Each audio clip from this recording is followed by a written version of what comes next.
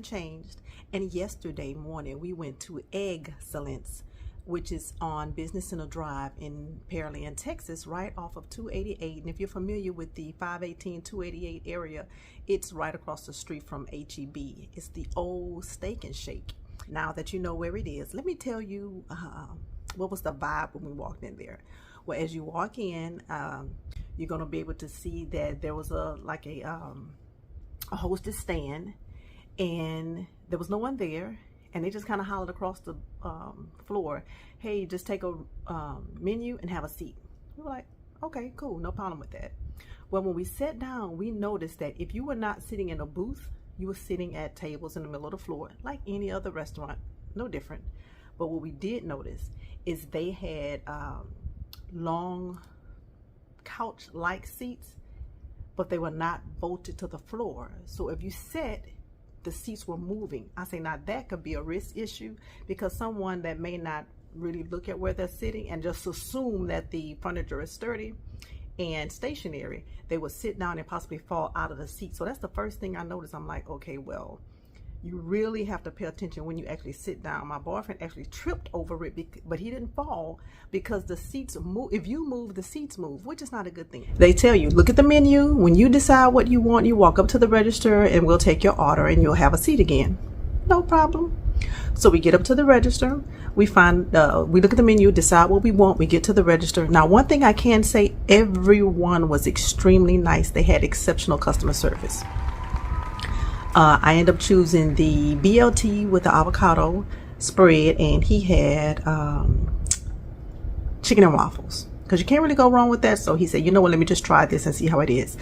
We went back and had a seat, waited. They brought the orange juice over. We just sat there and talked, but I started paying attention to the restaurant, and I noticed that everybody gets up to go get their own coffee, their own soft drinks, and the area where they go to get it is right next to where they're taking the order and where they're bringing the food out.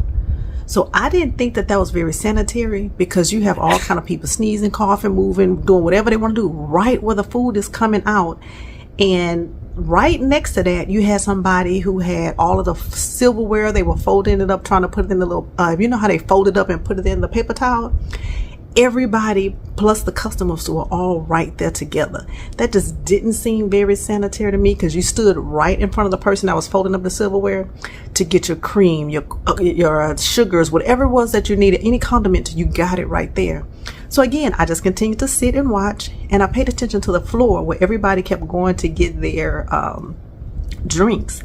It's the same area where any server that's bringing your food out to the table, they have to walk right there and have water all over the floor. I say, ooh, this is a risk waiting to happen. And I don't know why all this kind of stuff just catches my attention. Well, everybody kept walking through. Same people kept going up, getting drinks, doing whatever. Again, the customer service from the people that work there, exceptional. I can't take that away. But the longer we sat there and ate our food, I say, wait a minute. I asked my chocolate drop, I say, do you smell that? I say, inside this restaurant smells like sewage. We didn't notice it when we first walked in, but when we sat there for a while, we could smell it. And he was like, yeah, I smell it too. So maybe the people that are working in there didn't even realize that the inside of the restaurant had a smell like sewage. By this time, we were almost finished, and I must say the food was very good. I can't take that from them. My BLT with the avocado spread was good. The hash browns were good. A little overcooked, just a little, but I still ate them because they were good. And as you can see from our plates, he finished his chicken and waffles. He said it was good. It had some type of like an Asian dipping sauce. He said it was a sweet and sour. It was pretty good. So we ate and left. But if you wanted to take your food to go, you have to go back to the hostess stand and get your to-go containers.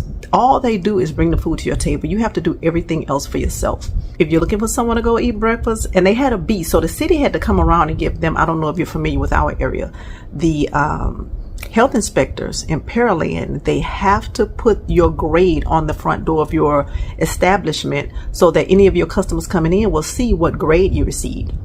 For the most part, I go and eat a lot of places in Pearland. Almost all of them have an A. Almost every single one has an A. This place I noticed was a B. Now, I don't work in the health department, so I don't know if a B is really bad. I don't even know what the grading system is. I do know most places have A's that I've been to. I don't know if you go to A to Z, A to D, A to E. I don't know. But this was one of the first restaurants I saw that had a B. Why they got a B, I don't know. But it didn't stop. They wasn't closed down. They were still serving food. And again, the food was very good.